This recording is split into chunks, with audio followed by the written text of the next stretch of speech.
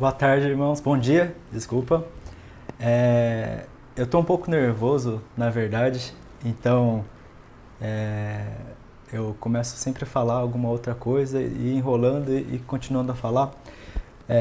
Estamos aqui de novo, outro ano, mais uma vez, e a mensagem da semana passada do pastor Joel me fez pensar bastante coisa. Ele falou um negócio que eu tenho visto bastante por aí. A gente está vendo repetições contínuas e é interessante porque às vezes as repetições são incômodas e às vezes as repetições são importantes para a gente pegar alguma coisa. E essa mensagem que eu tenho escutado, que é a reação a outra mensagem repetida, muita gente estava esperando que 2021, só porque muda o calendário, seria diferente. E como o pastor Joel comentou semana passada, e também em outros lugares que eu tenho visto, tem tido um incentivo da gente ser diferente para poder mudar as coisas também. Não adianta só ter a expectativa do calendário que ele não iria sozinho, por assim dizer, né? E eu acho que estão mandando bastante no WhatsApp, talvez vocês já tenham visto, eu vou tentar me afastar um pouquinho aqui. Tem essa tirinha da Mafalda que está escrito: as pessoas esperam que o ano seja melhor que o anterior e o ano talvez também está esperando que as pessoas sejam melhores. E isso faz a gente refletir bastante na nossa postura, no nosso jeito de agir, mas para mim, junto com isso vem uma certa pressão. Eu me sinto muito nervoso quando tem mais expectativa, mesmo, aliás, principalmente quando ela é minha mesmo, sobre mim, né? Porque é muito complicado a gente pensar em mudar quando a gente tem que lidar com medos, com dificuldades, com outras coisas, e ainda em cima disso, eu pessoalmente tenho uma tendência de desistir fácil das coisas. Não sei como que é pra vocês, mas sempre que tem uma oportunidade de desistir, o meu impulso natural é querer desistir. Graças a Deus, nem sempre essas são as minhas atitudes. Quando é coisa dele, eu tento vencer esse impulso e às vezes dá, às vezes não dá. Mas é uma tendência bem natural. E outro dia aconteceu um negócio que me fez lembrar disso. A gente estava comemorando Natal com a família e o meu priminho, ele estava tendo muita dificuldade para amarrar um nó. Ele tem 8 anos, eu não sei qual que é a idade que as pessoas aprendem a amarrar nós, mas ele estava tendo dificuldades. E isso me fez lembrar que, para mim, com outras coisas na vida, sempre que eu encontrava com alguma dificuldade que talvez me causasse vergonha de, nossa, as outras pessoas sabem fazer, eu não sei, talvez me causasse nervosismo porque eu acho que eu nunca vou dominar alguma coisa nova, eu tinha vontade de desistir. E isso acontecia, a vez que mais me marcou na minha vida foi no curso de inglês, porque a gente sabia que inglês era uma coisa importante, talvez se ter, porque o mundo, muita coisa que se comunica internacionalmente, mais ainda naquela época do que hoje era inglês, mas ainda é uma ferramenta importante. Então eu comecei a fazer o curso de inglês além da escola e eu não durei 6 meses no curso. Eu desisti muito rápido. Depois de um semestre eu acordava no sábado de manhã, era sábado de manhã, e eu não tinha vontade de ir para as aulas porque eu me sentia atrás de todo eu estava atrás de todo mundo, né? O pessoal da minha escola, que também fazia curso, estava em turmas na frente, e o pessoal da minha turma era gente que não tinha tido oportunidade de estudar, ou às vezes nem ensino médio, e estava fazendo o curso junto. Então eu pensei, nossa, eu não sou tão esforçado quanto as pessoas que estão na minha turma de inglês, que são mais velhas e voltaram atrás, e eu não estou tão capacitado quanto as pessoas da minha idade. Eu me senti bem nervoso, bem complicado com aquelas coisas e eu acabei desistindo. E vários momentos da minha vida eu me deparei em situações parecidas que desistir era muito fácil. E quando a gente escuta esse tipo de mensagem, a gente tem que ser diferente para mudar as coisas. É muita verdade e é o que eu estava sentindo em relação ao mundo para incentivar. Para a gente poder mudar as coisas, a gente tem que tomar atitudes que sejam coerentes com o final que a gente gostaria de chegar. Mas é muito difícil chegar lá, principalmente quando a gente pensa na nossa vida cristã, porque a vida de santidade é um grande corrida de obstáculos. A gente tem o cara a cara com Deus, se encontra com Ele, decide que quer crer, seguir os parâmetros de Jesus. E a gente tem, por mais simples que sejam, né, os mandamentos, Jesus fala que é para amar e ele fala os desdobramentos de amar. E é basicamente isso. E a gente acha terrivelmente difícil. Dito isso, então, com esse desafio que a gente tem de estar num ano novo, de ser no ano passado já com mensagens e constantemente, ainda repetidamente, sermos incentivados a fazer alguma coisa diferente com essa nossa tendência de desistir, de fraquejar, de não conseguir. Como é que a gente faz?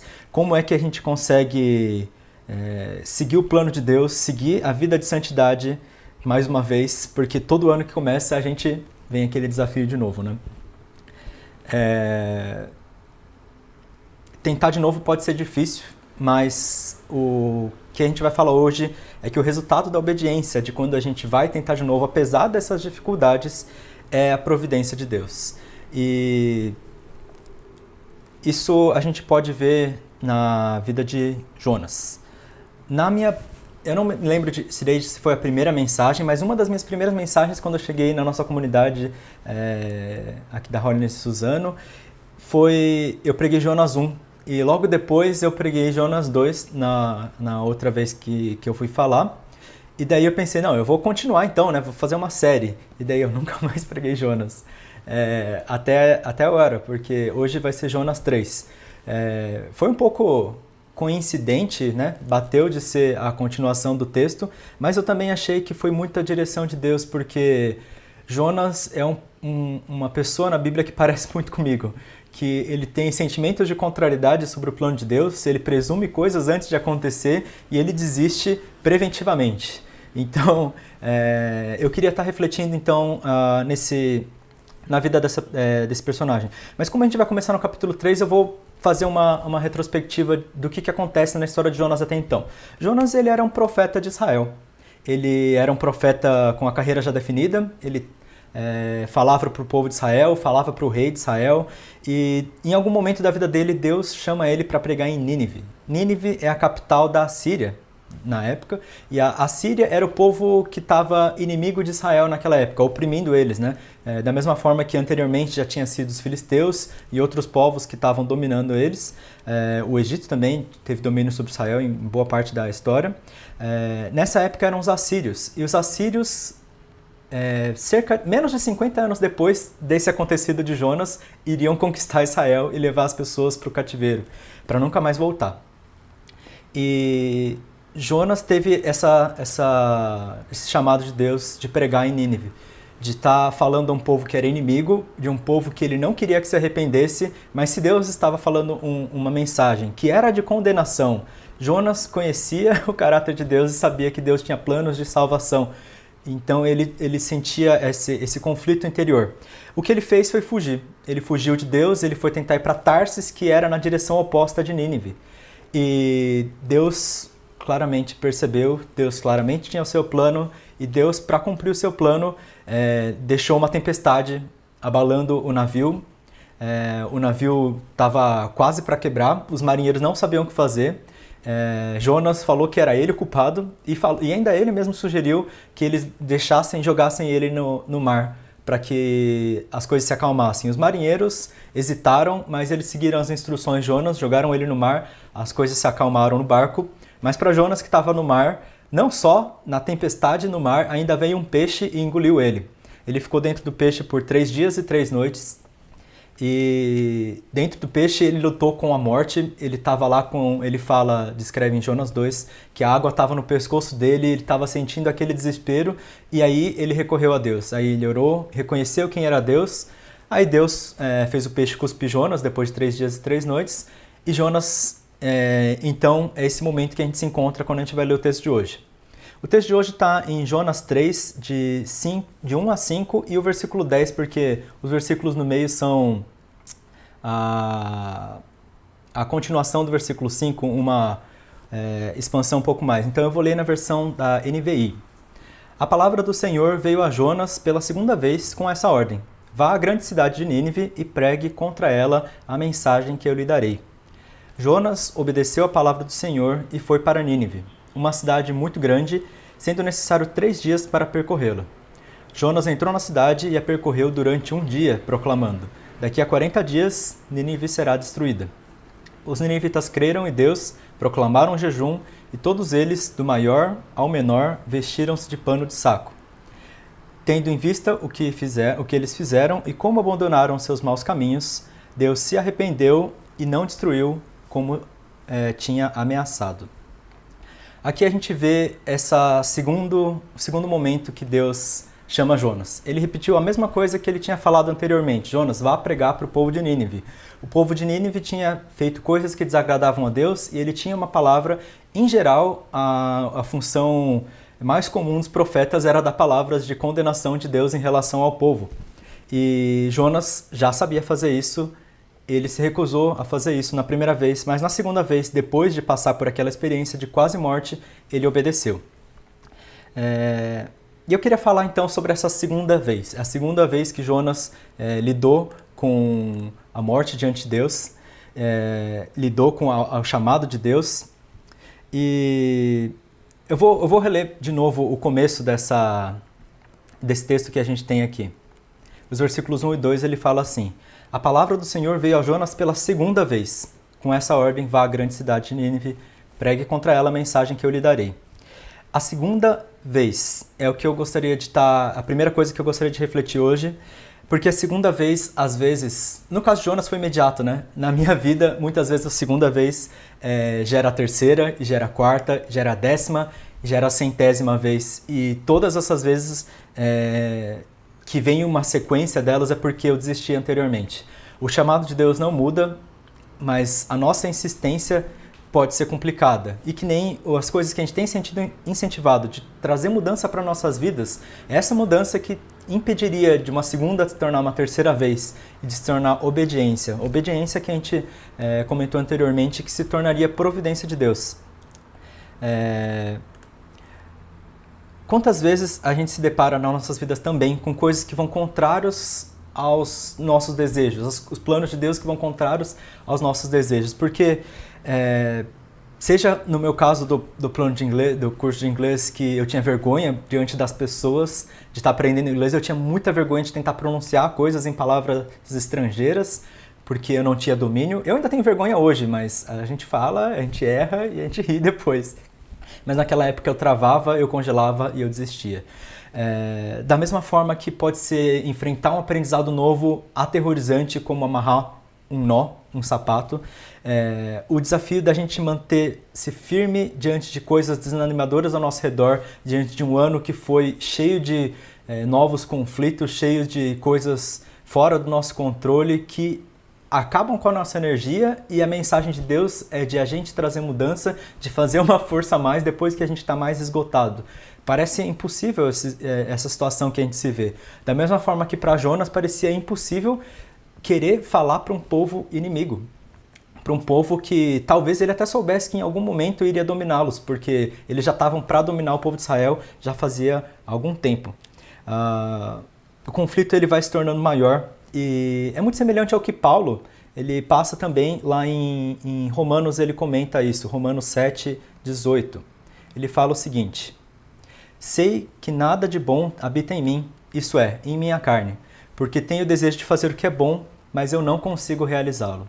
Nesse texto, Paulo ele está falando aos romanos e ele está lutando interiormente com a vontade de fazer alguma coisa boa, porque ele conhece a lei de Deus, ele conhece a vontade de Deus, que é boa, que é agradável, que o direciona sem dúvidas para o que fazer em algumas circunstâncias, e ainda assim a carne, a vontade interior, o desejo pecaminoso dele vai contrário a essa vontade de Deus. E ele fala que esse conflito até impede ele de fazer a vontade de Deus, porque a carne dele quer uma coisa, mas ele sabe que é outra. E é muito difícil, porque o texto aí, ele termina falando no capítulo 7, que graças a Deus, então, que ele tem a providência dele. E a gente não vê exatamente a solução para esse problema de contrariedade com o meu desejo. No caso de Jonas, ele precisou de uma experiência de quase morte para entender essa contrariedade. No caso de Paulo, ele fala no capítulo 8, tem o Espírito Santo, tem alguém que luta contra o pecado, que traz uma outra vontade do nosso coração, uma vontade que também pode se tornar nossa, não é uma vontade estrangeira a nós, mas é uma vontade que depois que a gente crê e a gente convive com o Espírito Santo, a gente apega para nós mesmos e pode conflitar com esse pecado. A gente pode tomar uma escolha de ceder ao pecado ou ceder ao Espírito Santo. E é interessante que Paulo fala, Romanos, em Gálatas também, que a gente é escravo das duas coisas. A gente não tem opção de fazer a nossa vontade. Na verdade, a gente faz a vontade do pecado ou a vontade de Deus. Só que a vontade de Deus, quando a gente serve a Deus sendo escravos, Ele não nos trata como escravos, portanto, somos livres. E parece muito bonito a gente pensar, nossa, porque a gente tem o Espírito Santo, imediatamente eu não tenho mais o conflito do pecado. Não é isso que acontece, que a gente vê no caso de Paulo. Mas quando a gente lê Gálatas, parece tão bonito, a gente fala assim, nossa, né? O Espírito Santo traz a liberdade, ele traz o fruto que brota amor, alegria, paz e tantas outras coisas para o nosso caráter que a gente pode conviver com as pessoas de forma perfeita. Mas na prática é difícil. Na prática a gente enfrenta o medo, a ansiedade, um ano diferente que por mais que a gente pensa, eu posso tentar ser diferente, talvez possa coisas acontecer, a gente vê logo no começo do ano notícias de segunda onda, os números piorando, a vacina a gente não sabe se chega cedo, se chega quando chega, especialmente para quem é jovem, que está ansioso para sair e encontrar com as pessoas. É muito desesperador nesse momento, porque a minha vontade vai ser de ir contra as normas que se apresentam, tanto as normas do mundo quanto as normas de Deus nesse caso. Mas para essa problemática da centésima vez que a gente encontra, a gente também vê uma nova chance. É a mesma coisa, no final das contas. Várias vezes, repetidamente, eu chamar de segunda vez, de décima vez, de eu não estou conseguindo, de é impossível para mim, eu chamar a impossibilidade de oportunidade, é só uma questão de palavra, é só uma questão de para onde eu estou olhando.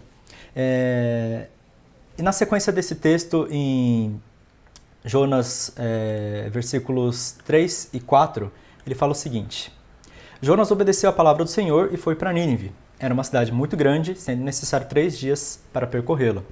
Jonas entrou na cidade e percorreu durante um dia, proclamando: daqui a 40 dias, Nínive será destruída. Jonas estava proclamando destruição certeira para Nínive. E o povo que olhou para isso, eu não sei o que passa na cabeça de um povo desesperado que ouve que não tem mais esperança para eles. Diferente de nós, que a gente escuta palavras de esperança. Então eles estavam numa situação ainda mais desesperadora que nós. E Jonas, ele não teve tempo de parar para falar com as pessoas. Diz que precisaria de 3 dias e Jonas fez em 1. Então, independente do tamanho da cidade, ele foi correndo, ele provavelmente aqui diz que a frase que ele diz é: daqui a 40 dias Nínive será destruída. Mais nada, aparentemente. O povo não tinha como fazer perguntas, o que eles tinham que fazer, eles só ficaram desesperados nesse momento. Como então a gente pode sair de quase desistir para tentar de novo? Como será que um povo que não tinha esperança saiu de, bom, acabou a nossa vida, se não tem o que fazer, sei lá, se não tivesse amanhã, a gente vive sem consequências, né? A gente vê vários filmes que falam assim, teve apocalipse no mundo, as pessoas estão lá, não tem mais lei, não tem mais ordem, todo mundo sai roubando as coisas, sai matando as pessoas que não gostam, sai cometendo atos terríveis, e isso é a nossa vida sem direção, quando a gente perde a esperança. Se para Jonas foi necessário aquela experiência de quase morte, ou de morte, que ele encontrou na barriga do peixe, para a gente é esquisito eu falar, mas basta tentar mais uma vez. Basta tentar fazer talvez que nem o pessoal de Nínive. Os ninivitas que estavam sem esperança para um Deus estrangeiro, eles foram lá e se arrependeram. Está escrito nos versículos seguintes, versículo 5 e versículo 10, que os ninivitas creram em Deus, proclamaram jejum, todos eles. E depois do que eles fizeram, Deus viu que eles abandonaram o mau caminho, Deus se arrependeu e não os destruiu como havia ameaçado. Deus, ele já tinha um plano para esse povo. O povo talvez não sabia desse plano. Mas eles tiveram uma chance nova. Talvez é mais fácil a gente ver depois que alguma coisa aconteceu do que antes dela. Porque antes a gente pensa que é desespero, mas depois olha só esse povo. Não fala exatamente como o povo reagiu depois de ver que Deus os tinha poupado dessa destruição. Mas se a gente estivesse no lugar deles, a gente sentiria muito ânimo, a gente sentiria renovados, a gente sentiria empolgado porque a gente teve chance de fazer alguma coisa diferente. E essa chance, essa empolgação de receber uma misericórdia, algo que a gente deveria ter sido destruído, mas não fomos, é a nossa motivação para tentar alguma coisa a mais. Na semana passada, o pastor Joel já disse uma das motivações, que é temor do Senhor. Quando a gente olha para Deus e a gente reverencia quem Ele é, a gente sabe do que Ele é capaz, tanto para o mal quanto para o bem, a gente pode mudar. E quando a gente recebe o bem dEle, a gente sente a vontade maior ainda e o ânimo, a energia para fazer essa diferença. Eu e você já recebemos isso. Muitos de nós já cremos em Deus. Aqueles que não creem, ainda assim já devem ter experimentado bondade, seja por pessoas, seja por circunstâncias que acontecem na sua vida. Mas principalmente quando a gente crê em Deus, é o maior ato de bondade da parte dele que a gente sentiu. A gente vê uma vida de completo pecado isolado de Deus para uma vida de salvação que a gente pode experimentar a presença do Espírito Santo plena nos nossos dias, por mais que não palpável, não visível, mas a gente pode experimentar Deus e ter uma opção de se livrar do pecado. Essa alegria é a nossa motivação para tentar de novo. Tentar de novo parece ser cansativo, mas vez após vez é uma nova oportunidade. Porque do que a gente pensar que, nossa, demorou 100 vezes e eu ainda não estou conseguindo, eu não vou querer fazer a 100ª. E tem aquela história clássica das pessoas que fizeram programas de computador ou perfumes e demoraram... O perfume tem até número, né? Esse aqui é o Chanel, número 300 e sei lá o quê. Eu não conheço perfume. Mas eles têm número porque foram as tentativas, as versões. E cada vez que tem uma versão nova, a coisa melhora. A tentativa de novo não é vergonha porque a gente está piorando a nossa situação. É melhora. É oportunidade de fazer alguma coisa nova e empolgada em Deus. Um povo que não conhecia Deus teve a oportunidade de fazer alguma coisa nova. Em contraste, Jonas, que teve a oportunidade de ir de novo, tomou e obedeceu a Deus. Ainda sentia desgostoso porque não queria que o povo fosse salvo. E no capítulo 4 de Jonas a gente ainda vê esse conflito dele com Deus. E o livro, diferente de muitos livros da Bíblia, termina num tom meio triste, meio fatalístico, de que talvez Jonas não tenha mudado seus caminhos e talvez ele não teve essa sensação de alegria para trazer mudança na vida dele. Eu não sei se o seu sentimento é que nem o meu, se quando a gente enfrenta esses desafios do novo ano, que podem ser que nem lembrar da nossa infância, de desistir facilmente de coisas.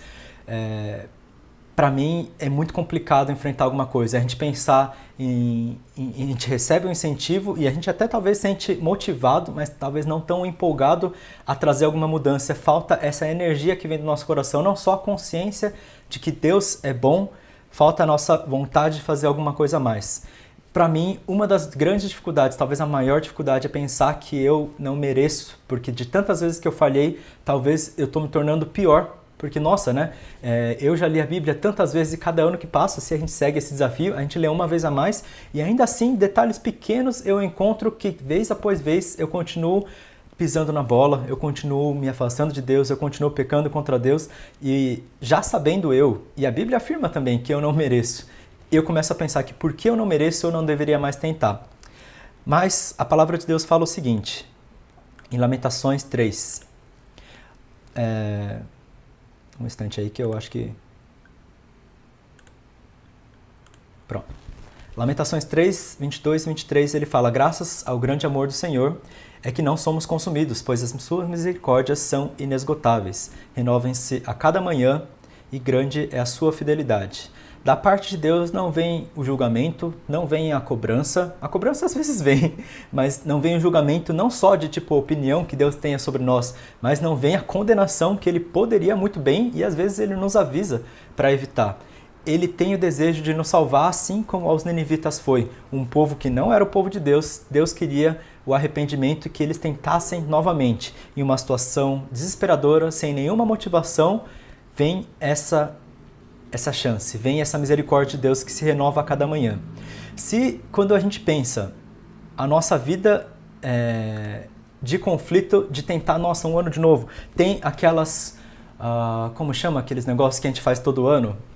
aqueles compromissos que a gente firma de falar assim, esse ano eu vou fazer diferente, esse ano eu vou perder tantos quilos, esse ano eu vou mudar a minha mentalidade, esse ano eu vou ler a Bíblia uma vez, pelo menos, durante o ano todo. Esse ano eu vou ler a Bíblia todos os dias, esse ano eu vou fazer coisas que agradem a Deus, tendo amor pelos meus irmãos. Esse ano, e vem o ano que vem, o ano que vem, o ano que vem. Parece que todo ano que vem é um golpe no nosso coração, mas um ano acontece uma vez por ano.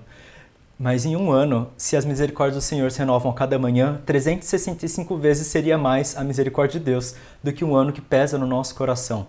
Então, 365 vezes é só uma miniatura do que Deus seria capaz de verdade. Se tivessem mais dias no ano, em mais dias Deus atuaria. Deus atua 100% nas nossas vidas e esse 100% que a gente tem que pegar como nossa motivação.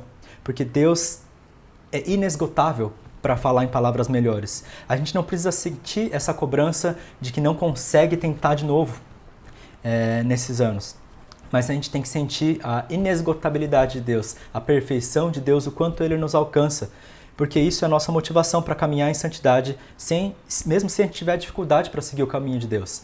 Seja isso no nosso chamado pessoal, seja isso na nossa vocação cristã de exercer amor e de pregar o Evangelho, seja isso nas nossas promessas de ano a cada ano, de trazer mudança. Então, para que a gente seja uma igreja que traz mudança no nosso contexto, no nosso país, para que a gente seja crentes que traz mudanças na nossa família e na nossa vida pessoal, a gente precisa se apegar à misericórdia de Deus, se apegar a essa energia que flui do nosso interior, porque já temos o Espírito Santo em nosso meio.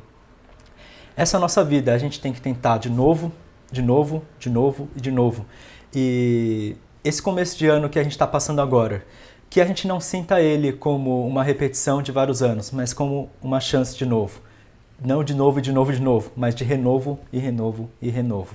Seja o que for que Deus tenha para esse ano, nossos dias, vamos ver isso como oportunidade e não como cobrança repetida. Sejam quantos forem os obstáculos que a gente está passando, que a misericórdia do Senhor, que ela se renova infinitamente mais do que o ano se renova a cada vez, possa tocar nas nossas vidas. Se você passa também por essa mesma crise, firma um compromisso diante de Deus agora. A gente ainda está no começo do ano, é uma nova oportunidade. Firma um compromisso com o Senhor de tentar de novo e dessa vez pedindo por capacitação dele. Eu já tentei dezenas de vezes na minha vida o plano de leitura e cada ano teve alguns que eu até desisti porque eu falei, eu não consigo. Eu já li Gênesis tantas vezes, Gênesis 1 e 2 tantas vezes e eu paro no meio do caminho porque às vezes eu perco um dia e eu fico atrasado e eu não quero mais continuar. O final do ano para mim era sempre horrível porque eu não estava lendo a Bíblia e com a pressão de que no ano seguinte eu iria desistir antes que janeiro terminasse. Firma o compromisso de Deus, pede por capacitação. Assim como Jonas recebeu capacitação de pregar em um dia, o que talvez decorreria 3, a gente ainda pode receber capacitação se tentarmos uma segunda, uma terceira, uma nova oportunidade nos nossos dias. E se você não conhece essa vida com Cristo, mas enfrenta essa crise de ter uma caminhada complicada nos seus dias, então eu vou dizer que melhor do que não tentar é tentar um caminho difícil. Pode ser complicado e vez após vez, pode ser complicado ter forças para não desistir e tentar de novo, mas com Jesus é muito melhor do que não tentar, porque com Ele existe a possibilidade, existe a oportunidade de encontrar com um caminho de perfeição que se chama santidade no Espírito Santo. Irmãos, a gente tem pela frente outro ano, de novo, mais uma vez, mas dessa vez vamos sem desistir. Vamos ser renovados pela misericórdia do Senhor e mais uma vez. Vamos orar? Senhor Deus, eu não sei como que tá nossos dias. Para mim, o começo do ano é extremamente angustiante. Eu me lembro de vez após vez o 1º de janeiro ser talvez um dos piores dias do meu ano, porque diante do Senhor eu sinto vergonha, diante do Senhor eu não sei o que fazer. Mas, Pai, ser com a Tua igreja aqui hoje, para que a gente possa buscar pela Tua santidade, para que a gente possa viver, meu Pai, a Tua vontade e continuar seguindo o Teu caminho, meu Senhor. Porque por mais difícil que seja, por mais desafios que a gente encontre, o Senhor é maior, o Senhor é mais poderoso e pode estar trazendo essa transformação nos nossos dias. Então, por favor, meu Pai, nos ajuda para que a gente possa viver na Tua santidade, nos ajuda para temos mais disposição para tentarmos mais uma vez, para tentarmos não desistir no Senhor, para que esse ano, meu Pai, vejamos coisas grandiosas do Senhor, vejamos as Tuas maravilhas acontecerem nas nossas vidas, na Tua igreja, nesse país que pode ser tocado pelo Senhor, meu Pai. Das nossas forças a gente não consegue trazer transformação, mas da Tua misericórdia a gente vê milagres, a gente vê o Senhor em plena ação, meu Pai. Então, por favor, seja conosco. Em nome de Jesus, eu te peço. Amém.